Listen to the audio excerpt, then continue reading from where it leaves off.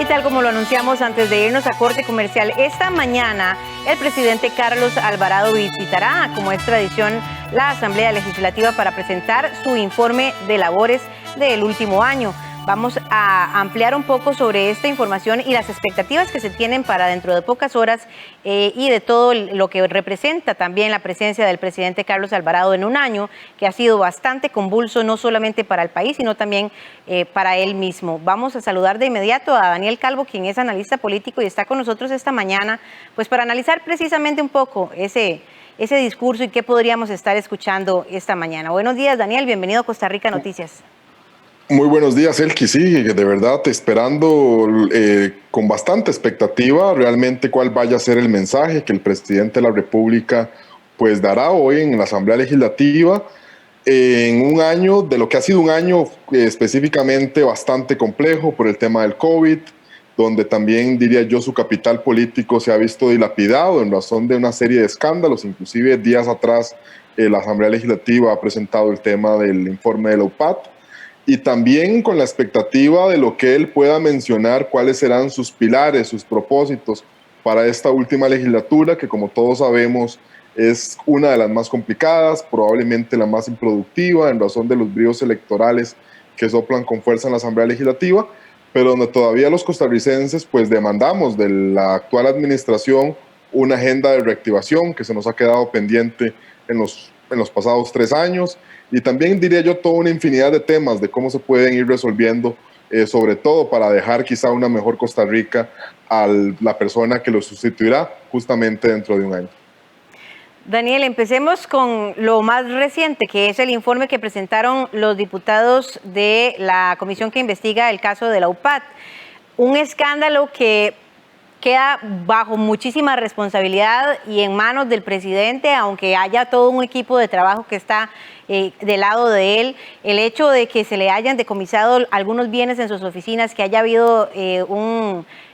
allanamiento incluso, y que haya tenido que ir a la Asamblea Legislativa, a esta comisión también, a rendir declaraciones, es algo que lo deja un poco desequilibrado, débil incluso en la imagen que puede tener, y que es en este año precisamente en el que él tiene que presentar parte de lo que ha logrado en medio de muchísimos obstáculos. Hablemos primero de este.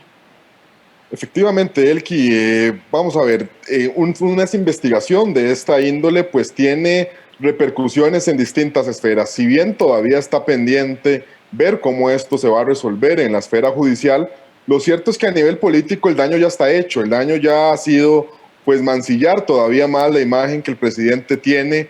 generarle un desgaste, un debilitamiento, como bien han mencionado, que le resta, diría yo, prácticamente todo su capital político en momentos que lo requeriría justamente pues para emprender y para echar en marcha una serie de proyectos de altísimo costo político, pero necesarios, y te menciono quizás los más emblemáticos, la agenda complementaria con el Fondo Monetario Internacional, así como otras iniciativas que son de importancia y que pues varios costarricenses vienen solicitando, toda la agenda de reactivación económica, también está por ahí todo el tema de la agenda de reactivación, pero específicamente a causa de las consecuencias que ha generado el COVID en algunos sectores del país, sector turístico, por ejemplo, el más importante desde el punto de vista económico para nosotros. Y yo creo que el presidente pues no goza en este momento pues ni de buena imagen ni de buen capital político para afrontar una serie de necesidades, de demandas que tienen los costarricenses situadas en la Asamblea Legislativa, pero también en algunas carteras del Poder Ejecutivo. Llega a presentarse ante un escenario bastante complejo. Bueno, ya hace 2 días también vimos cómo sigue siendo liderado el directorio legislativo por la oposición, una oposición que no se le ha puesto nada fácil, incluso en este año en el que han habido un común denominador, que es la reactivación económica y las medidas de emergencia ante la situación de la pandemia, pero también vienen otros aspectos. Hace unas cuantas semanas el gobierno presenta para las sesiones extraordinarias una lista amplia de proyectos que después, a 2 2 días tuvo que desconvocar porque no han podido ni siquiera avanzar con un único proyecto que tienen varias semanas, que es el de empleo público. El hecho de que hayan cambiado también a la ministra de la Presidencia para poder lograr avances, una conciliación, son parte de los aspectos, de los fenómenos que hemos visto en este último año de la administración de Carlos Alvarado, que le han costado muchísimo y que le siguen pasando factura. Totalmente. Primero recordemos quizá algunos elementos que han sucedido en este último año y prácticamente ha sido que se ha terminado de desmembrar todo el gabinete. Yo creo que ya no queda ni siquiera el mínimo rastro de lo que en algún momento pues se denominó un gobierno de unidad nacional. Ya prácticamente pues son pocas o poquísimas las figuras provenientes de otras fuerzas políticas que todavía permanecen en el gabinete, y más bien pues sus recambios ha sido por personas cada vez más cercanas al Partido Acción Ciudadana, lo que también yo creo pues dificulta la toma de acuerdos con algunas de las agrupaciones, o que al menos esa había sido la idea inicial del gobierno de unidad nacional. Otro elemento que es relevante, y lo han mencionado, es el tema de las frecuentes sustituciones en la cartera de la presidencia, probablemente la más importante en la interlocución entre Poder Ejecutivo y Poder Legislativo. Son 4 jerarcas ya los que han estado en 3 años. Se ha recaído en los últimos meses en la figura de Yanina Dinarte, de quien se esperaba pues por su experiencia legislativa pues pudiera mejorar las relaciones entre estos poderes, y de momento no ha sido así. El Poder Ejecutivo ha decidido mantener como único tema pues en las últimas semanas el proyecto de empleo público, sobre el cual también existen pues bastante polémicas que muy probablemente tendrá que resolverlas la Sala Constitucional, y recientemente pues también se ha podido avanzar propiamente en el crédito, en el empréstito, pero de ahí realmente no ha sido muy provechosa, muy fructífera el tema de los réditos que ha dado la Asamblea Legislativa al Poder Ejecutivo pues en los últimos meses, por estar centrada en la discusión de este expediente. Y tampoco, como lo han mencionado, pues el Poder Ejecutivo ha sabido hacer una adecuada priorización sobre cuáles son los proyectos más importantes a discutirse dentro de la Asamblea Legislativa, y eso yo creo pues también le ha generado pues conflictos con algunas agrupaciones que solicitan constantemente la convocatoria de uno u otro proyecto de ley, aunque bien pues en la última semana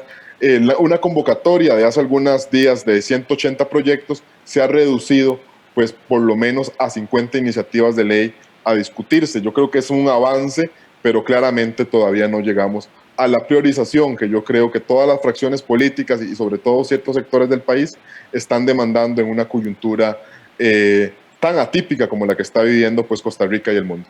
Incluso, bueno, usted mencionaba el acuerdo con el Fondo Monetario Internacional como uno de los pilares de esta administración, por lo menos en el último año, y el otro lo mencionaba yo también, el de empleo público, que ha sido muy curioso incluso cómo este proyecto le ha generado muchísimos anticuerpos sociales. La imagen también en la parte social le ha restado mucha credibilidad y mucha fuerza, y también incluso dentro de su misma bancada, porque vea cómo han existido muchísimos traspiés con este proyecto, en el cual ni siquiera algunos diputados de la misma bancada del Partido Acción Ciudadana se han puesto de acuerdo y han podido avanzar con este proyecto, incluso con el presidente de la República.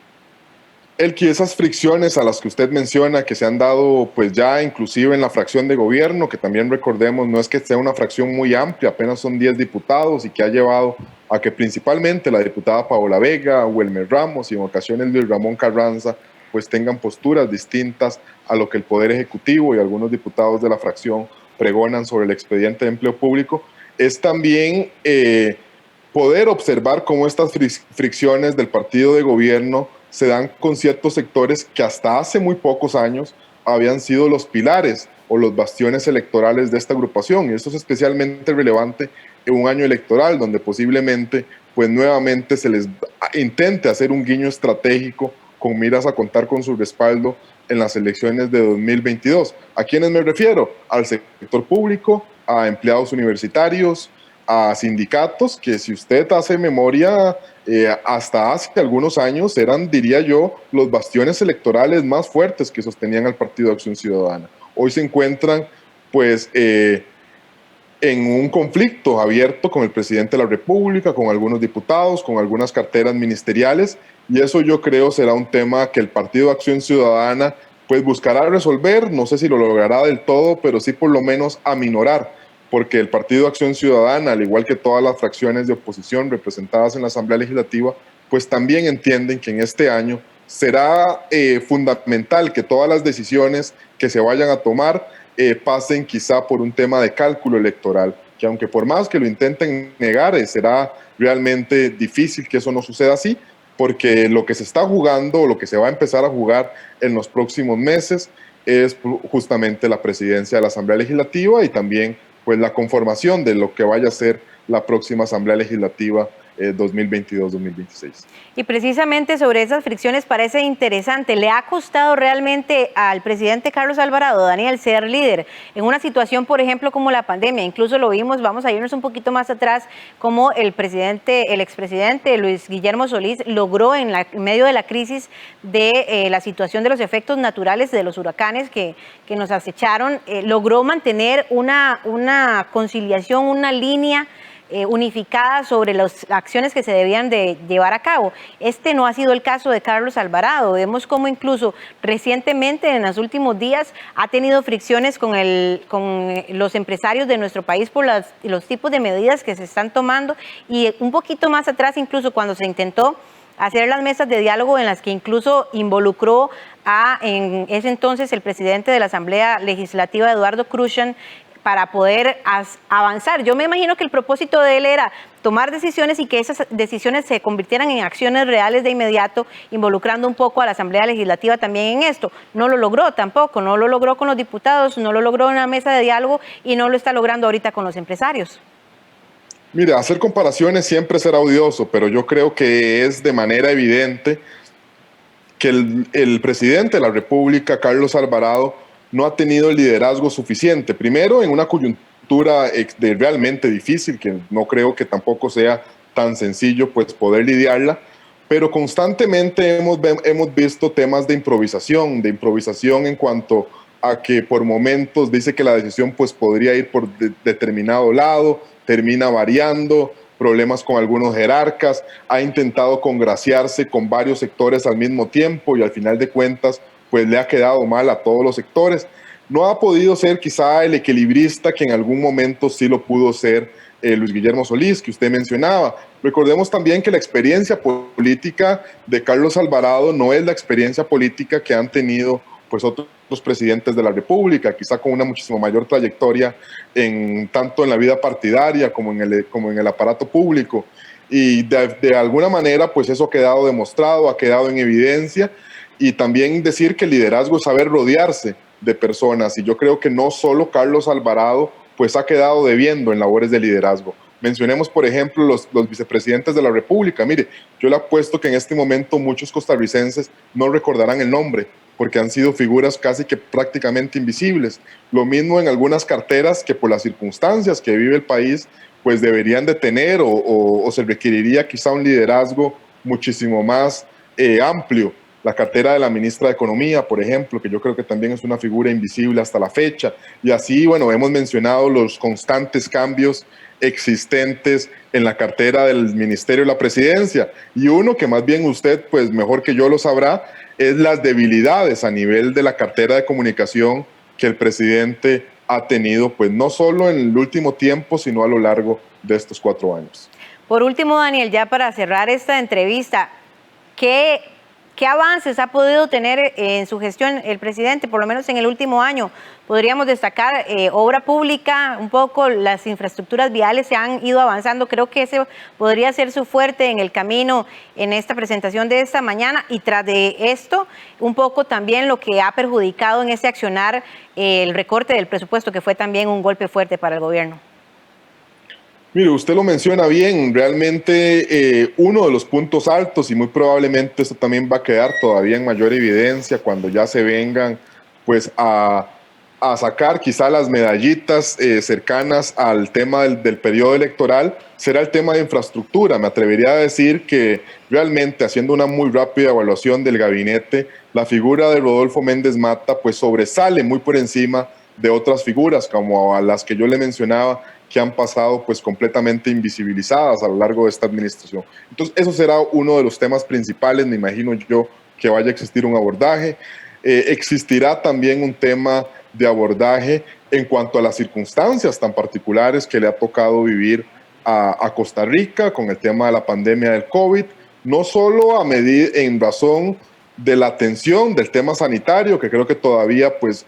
aunque ha venido perdiendo fuerza, pues todavía guarda un reconocimiento importante por parte de la población de cuál ha sido el manejo que se le ha dado en respecto al Ministerio de Salud, en cuanto al tema de la vacunación, etcétera, aunque siempre hay polémicas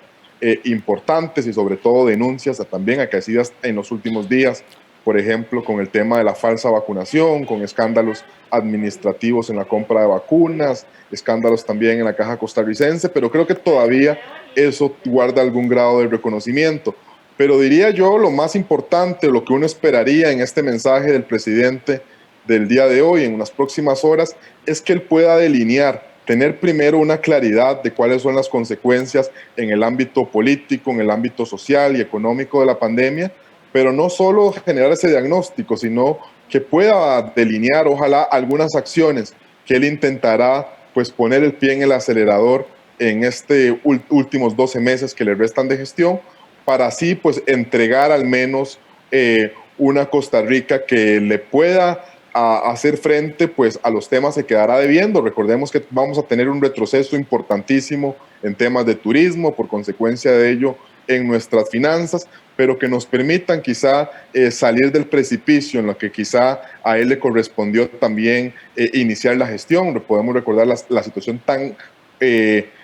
polémica o tan complicada más bien que vivía el país antes de la aprobación de la reforma fiscal y que ahora nuevamente, pues por estas circunstancias particulares, se ha visto agravada y Costa Rica nuevamente pues se encuentra en una situación realmente cercana al precipicio, que ojalá se pueda resolver en alguna medida en estos 12 meses y que también pues le pueda dar continuidad quien vaya a sustituir a Carlos Alvarado el próximo 8 de mayo.